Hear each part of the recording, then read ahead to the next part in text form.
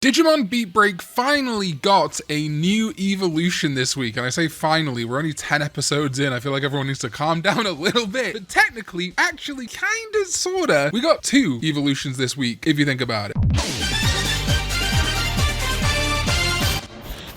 What is up, digital companions? My name is Karn EX, and I think I'm coming down with a cold, so forgive me. Digimon Beatbreak is honestly so far a Digimon anime that I am super enjoying, which I wasn't really in comparison when we talk about Ghost Gamer Adventure 2020. In fact, the last time a Digimon season really had me gripped like this might have been Data Squad. While yes, it's lacking the hype moments and aura every week of a brand new evolution or something like that other seasons have had, it makes up for it in a genuinely compelling, overarching narrative with questions being answered every week. But because Gekkomon didn't digivolve in episode 3, it's a slow season. Listen, here's my 2 cents. If you want to see more Digivolution and stuff like that, that's valid. That's an okay thing to want. However, I am much more concerned with a rewarding narrative payoff of a show that I enjoy watching every week, that rewards my investment with a good payoff that doesn't have to be a Digivolution sequence. Of course, Digivolution sequences are hype, but I actually think I enjoy them more when they're not constant, when they're earned through the narrative just like this one was. Because yes, last week, Kiropmon, Makoto's partner, fell into the hands of another tamer, Haruko, who is this like spoiled brat kid, very complicated. And this is what I love about this show, is even a kind of character of the week, or I guess 2 weeks, like Haruko and her partner Shademon, are given such complexity that I love. Also, Kyo rocking her dad's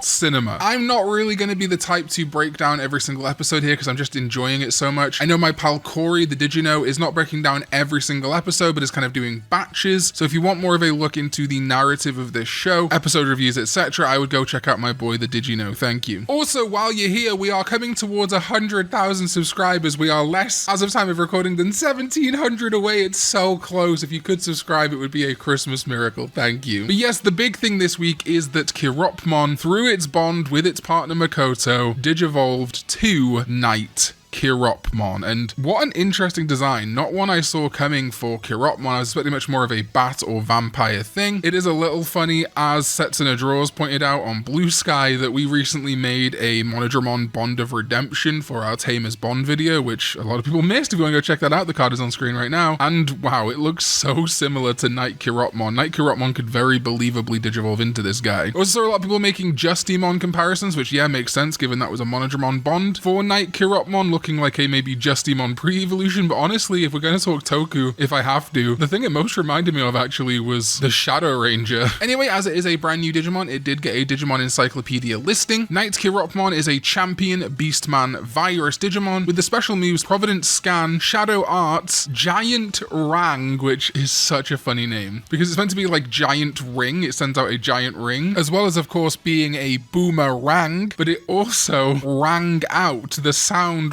rang out, but then also rang is like slang for a ring. Put a rang on that finger. Hilarious. And then Mesmer Burst, a Beastman Digimon that wears a full body stealth suit. While this Digimon specializes in nighttime reconnaissance and information gathering, it also excels at close quarters combat using agile martial arts. The suit covering its entire body is anti-reflective, muffles sound, and suppresses body heat emissions. This makes Knight Kiropmon nearly impossible to detect when operating at night. Its helmet is equipped with ultrasonic echolocation capabilities and a sensor that can detect the full electromagnetic spectrum, so nothing within its surroundings goes unobserved. I think that's really interesting because while it doesn't specifically state this, as while Digimon will have very specific forms to a season, usually their Digimon Encyclopedia listing will instead be more generic and not reference a specific tamer, for example. But to me, this very clearly feels like the connection Kiropmon has with Makoto's technology, his scanners, his goggles, etc., reverting back and going back into the Digimon for Digivolution. Knight Kiropmon's abilities seem geared toward military applications, suggesting it may have imported leaked developmental data from a certain mechanized brigade of the digital world when digivolving. So yeah, that's referencing the D Brigade almost certainly. However, even though they use the word brigade there, I would say the crack team are more suited to its military reconnaissance, stealth suit type stuff if we think of Digimon like Invisimon, who are in the crack team. In combat, Knight Kiropmon will first use its helmet's full capabilities when performing Providence Scan to analyze its target down to their internal internal data. Once the analysis is complete, it uses Giant Rang to unleash a range slashing attack with the massive boomerang on its back, or moves in close and pinpoints its target's weak points with the ultra quick strikes and kicks of its Shadow Arts ability. You know what, maybe this is based on the Shadow Ranger. Additionally, Night Kirotmon uses Mesmer Burst to fire ultrasonic waves from its fingertips, which cause temporary paralysis. It can send out these waves from all fingers on both hands. So it can use that Mesmer Burst in a very similar way that its rookie, Kirotmon, can use its Paralyze Echo. It loves to paralyze people. It's such a different design than I was expecting for Kirotmon, like I said. You can still see those kind of like midnight blues and pinky reds in the design. It does lose a toe on the front for some reason when it digivolves and becomes very humanoid, which I actually think makes sense specifically for this season Beatbreak. We see the rookies being very like basic animals, geckos, tanukis, bats, but specifically in the evolutions we've seen already, they do gain very humanoid forms. And this is a theme in Digimon in general. The reason why so many Mega Digimon become basically humans in armor or clothing or whatever is because of that bond with humans, making Digimon more like their human partners. We're just seeing it a lot sooner in Beatbreak. Wolvermon is a much more humanoid Digimon, and indeed has attacks featuring words like tomboy, which are very gendered language because it's taking on traits from its tomboyish partner. Same with Kirotmon. It's gaining all this tech that Makoto uses and becoming like a boy, a humanoid form, just like Makoto. You can even see this with Kugamon, whose default is a champion level, a level higher. And yet, as soon as it actually digivolves, and we obviously haven't seen the rookie yet, as soon as it digivolves to Ultimate, it gains much more human-like traits, mimicking or mirroring its partner Kyo. There is a bit in the next time of this episode, which to me looks like it could finally be a Gekkomon evolution, though I have a suspicion it might be another bait and switch. I'm hoping it's an evolution too, and I do think it's quite likely we're going to see Gekkomon become more humanoid, much like all the other partners in this season so far. However, I did say there was technically a second Digivolution this episode, didn't I? And no, I was not talking about Gekkomon in the preview. I was talking about Shademon. During the episode, and this has not been put up on like the encyclopedia or anything like that, Shademon merges with its partner Haruko to become this like Shademon winged dark girl form, but Haruko is still very much at the core here. Now, yeah, sure, that might not be a Digivolution, but what is a Digivolution at the end of the day? If a biomerge in Tamers counts, I would count this too, and I think it was very intentionally a reference to Shademon Nene version. A version of Nene from the Digimon Xros Wars manga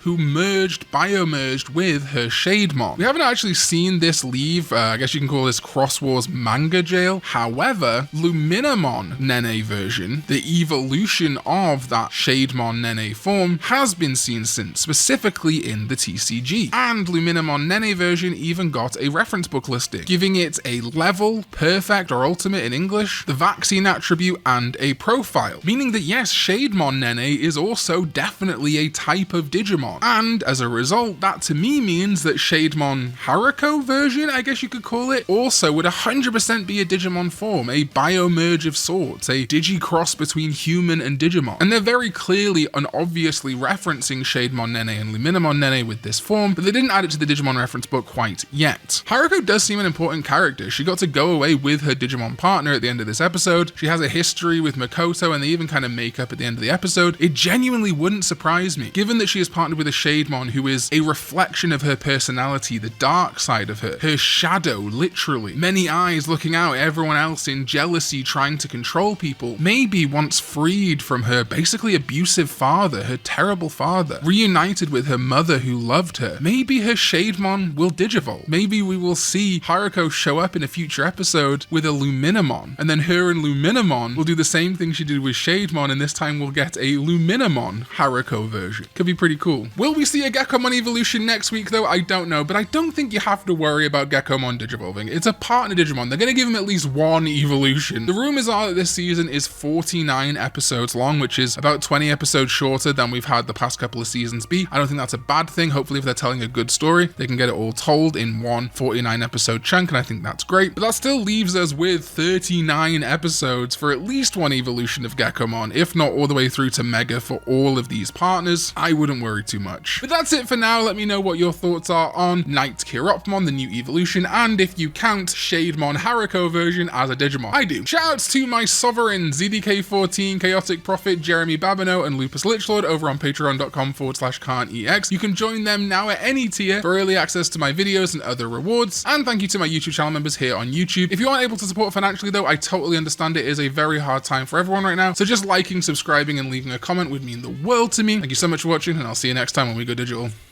Bye bye.